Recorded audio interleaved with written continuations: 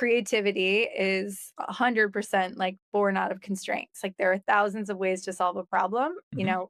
Given the constraints, what are the options that could be deployed to solve it?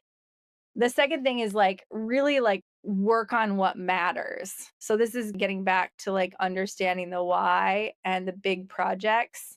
Be like ruthless about doing the stuff that actually has the impact. So if you don't have as many people, you don't have as much money, you don't have the dollars for that event or that MDF campaign or the thing that you really want to do, what could you do and what are the things that are the biggest like impactful events or the biggest impactful activities, and make sure the team is like really focused on those levers. I also think like this is really good for the ICs.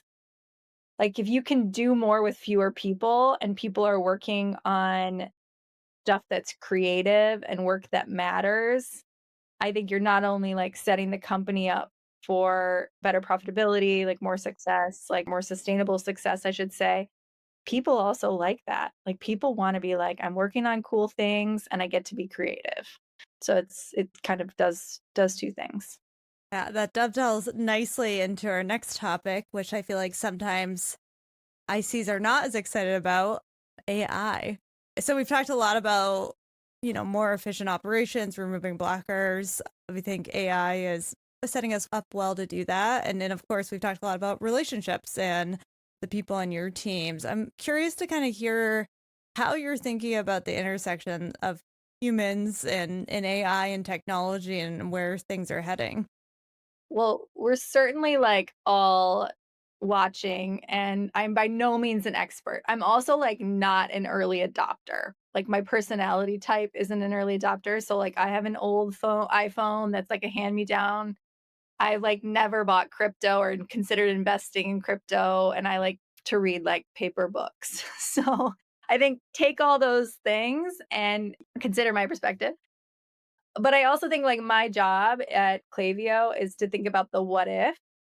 I've been in productivity technology for more than 10 years, and I'm very intrigued by how AI will really improve like how people work and how they deliver their work. At Klaviyo, we're thinking about this a lot. What can we do to really like shape the future of where the industry is going in relation to AI? Of course, like it can be like a vehicle for misinformation and bias. So I'm also like relatively guarded in thinking about the impact that it will have on humanity and on people. I have a son who's in high school and he's just starting to think about like his own career path and what kind of job he wants to go into, and having watched, his parents like figure out what they're doing in their careers. So discussing a lot of like what doors are likely opening with AI or will be open and what may not, and how to think about that when you're making decisions about, your future. I think about it a little bit of like, oh, I'm so glad I got the career and I did before AI became such a big thing. But also, there's going to be so much more that opens up Yeah. too. That's like with any technology, it evolves and new doors open as well.